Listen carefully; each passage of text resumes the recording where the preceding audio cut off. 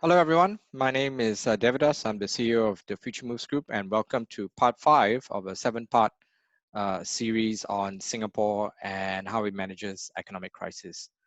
Today, we're going to be talking about a very sensitive topic. It's about population management. For those of you with longer memories, you will recall that that was a very contentious issue in the general election of 2011, and then again in 2013 when the government issued what it referred to as a white paper on population. And we're going to be returning to that topic. But let me now take you through just a piece of data, which is data. Again, we give up-to-date data to our paying clients. The key thing I want to show you is, and bring your attention to, is the blue pie in the box. And this is the population of non-residents. What you can see immediately is that the significant proportion of the population non-residents are work permit holders. They are 44%. And these are concentrated in industries such as construction, such as the cleaning industry, and such as the very low skilled service industry, okay, as well as in the very low skilled production industry, manufacturing. We also see a significant proportion of foreign domestic workers, and then we see a 16% representation of dependents of employment pass holders and S-pass holders and work pass holders. Most of these dependents would be dependents on EPs and SPs rather than WPs. Now, if we need to improve productivity and improve performance, we need to be able to reduce our reliance on non-resident labor participation in our workforce, but not in a brute and blunt force way. The sector or representation that we need to focus on are the work permit holders, of which they are significant. They are the most significant numbers.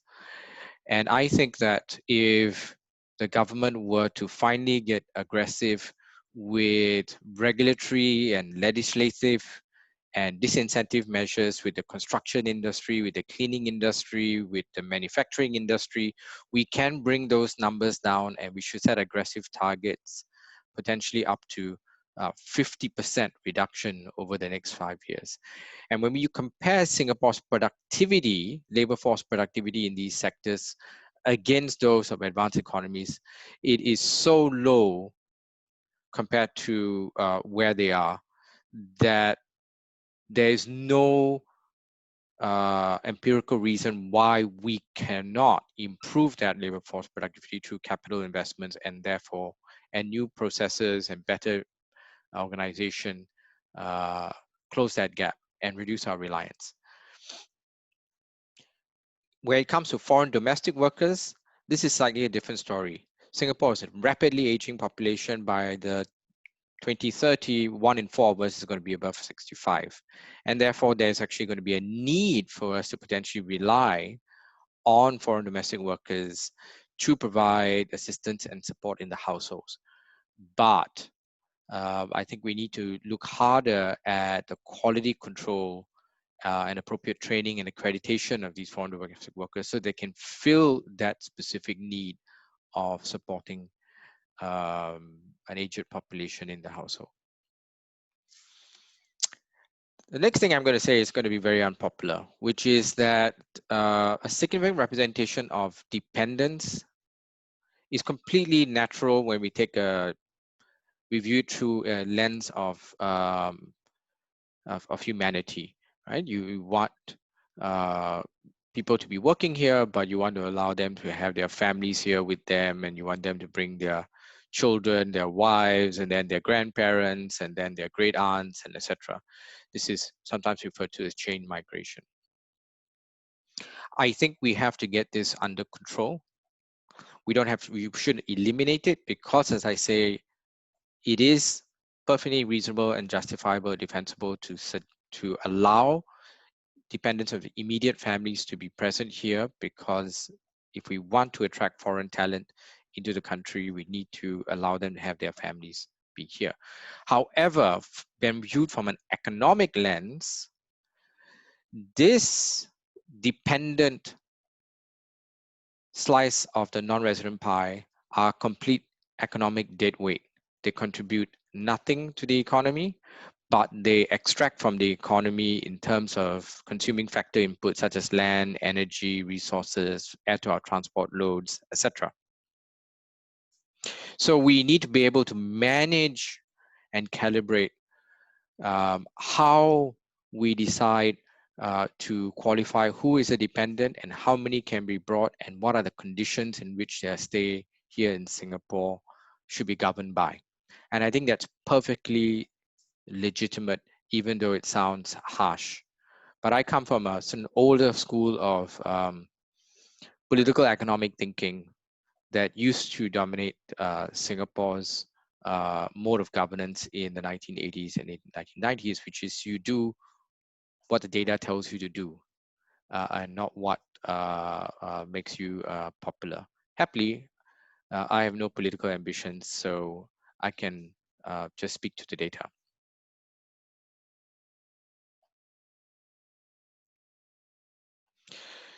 Now, let me bring you back to the infamous population white paper, which was released in January 2013. For those of you who have completely forgotten about it or who have never heard of it, you can look it up at this link, which is provided below.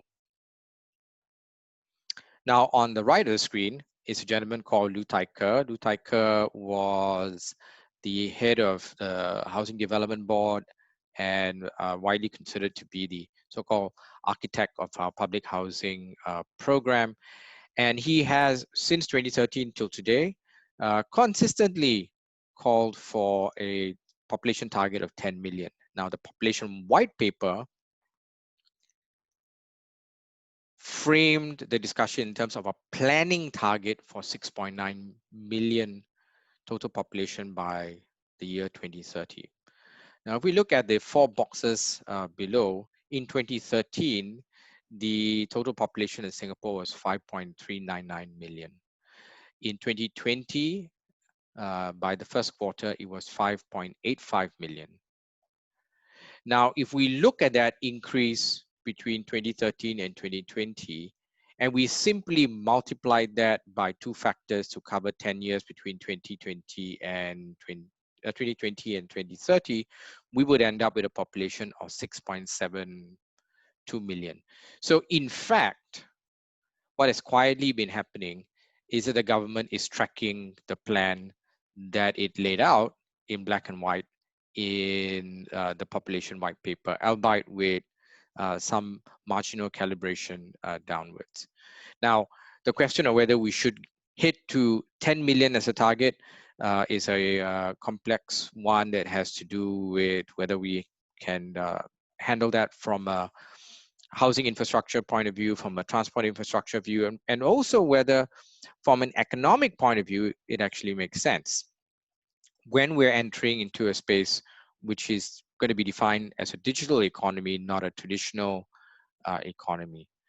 So I think there are many open questions, but it is these open questions are very important questions. That's number one. Number two, it's also very important to understand that these open questions haven't had a conclusive answer, but nevertheless, we are actually following a pathway towards fulfilling the planning target set out in the population white paper.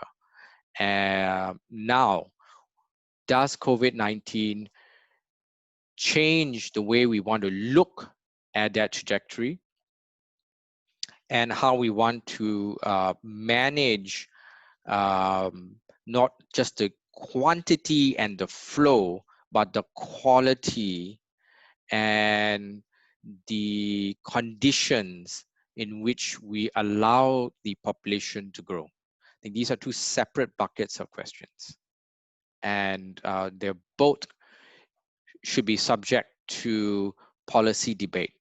I'm not going to use this video to try to address these, but I want to lay these questions out. It's quite important for us to acknowledge and to understand the reasoning behind having to ask these questions, and then hopefully they get addressed by policymakers, both in Parliament and potentially in the general election.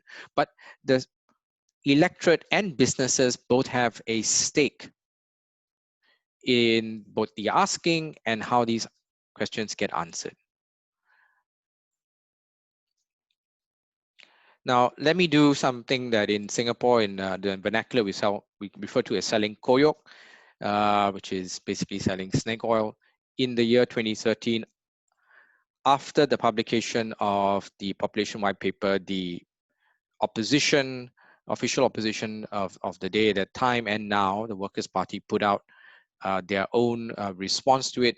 And I wrote a paper which was called White and Blue, A Tale of Two Papers, which was published by the Institute of Policy Studies. And in the yellow box on side, you can find a link to my paper or my response to both of these papers. And although it has been 7 years, I recently revisited what I wrote then, and I think it still holds true, or at least holds my convictions as expressed in that response still holds true. So I invite you to go read it for yourself. Let me now conclude by expressing a few points of view. One is that we definitely need to increase our quantity and quality of employment pass holders. Employment pass holders constitute foreign talent. And as we go into a digital economy, as we go and increasingly become a services economy, and we are already a services economy, but if we want to command higher prices, we want to bring higher value and be more relevant to the global economy, we need talent both in terms of quality and in terms of critical mass of quantity. And the only way we can do that, because given our very low total fertility rate, which is the lowest in Asia and perhaps the lowest in the world, we have to import foreign talent. There's no way out of that. When we import foreign talent as employment pass holders, naturally they would want to bring their families along.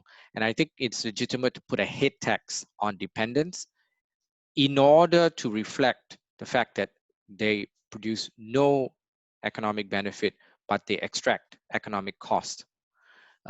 This may not be popular, but I think it's completely justifiable from an economic point of view.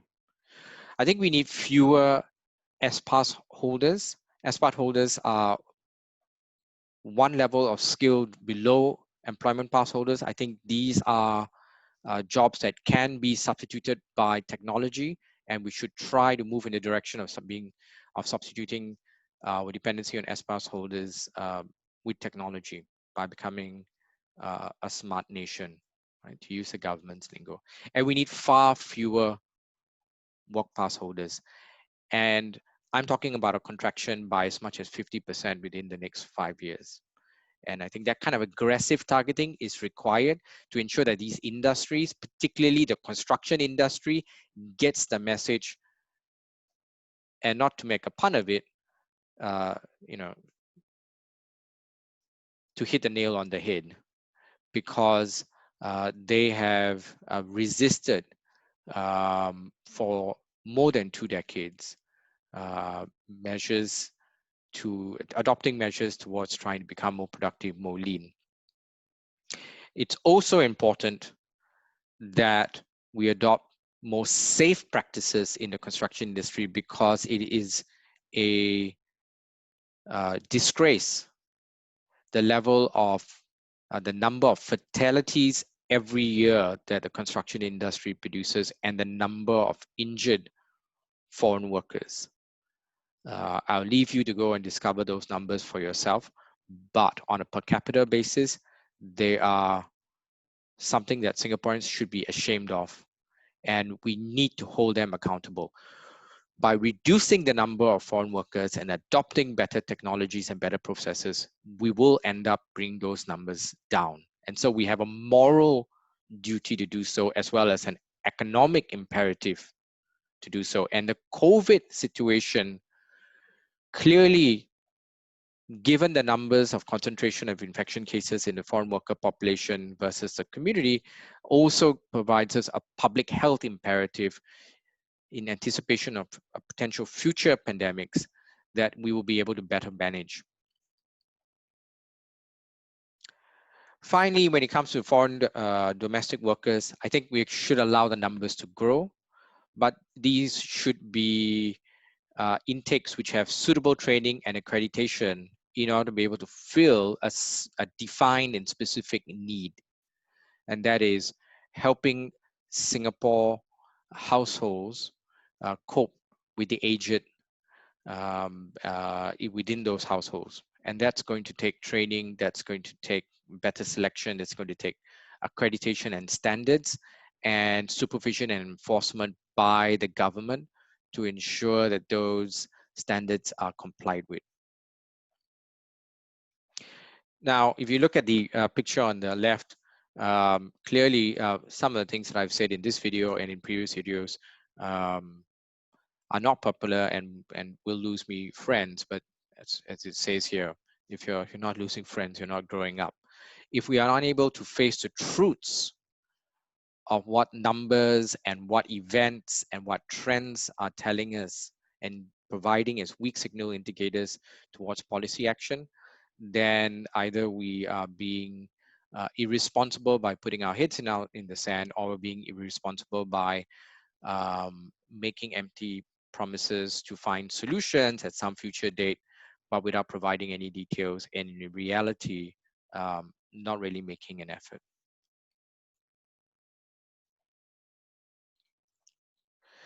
So that brings me to the end of part 5. Part 6 will be released tomorrow, and that addresses the question of what now? And so I look forward to speaking with you again tomorrow at the same time and the same channel on Tuesday. And I hope that you've taken away from part 1 all the way to part 5 content and insights which are provocative, provide you with a new way of looking at issues, and also insights in which to help you both as individuals as well as businesses plan for the future. Thank you, and I look forward to speaking with you again.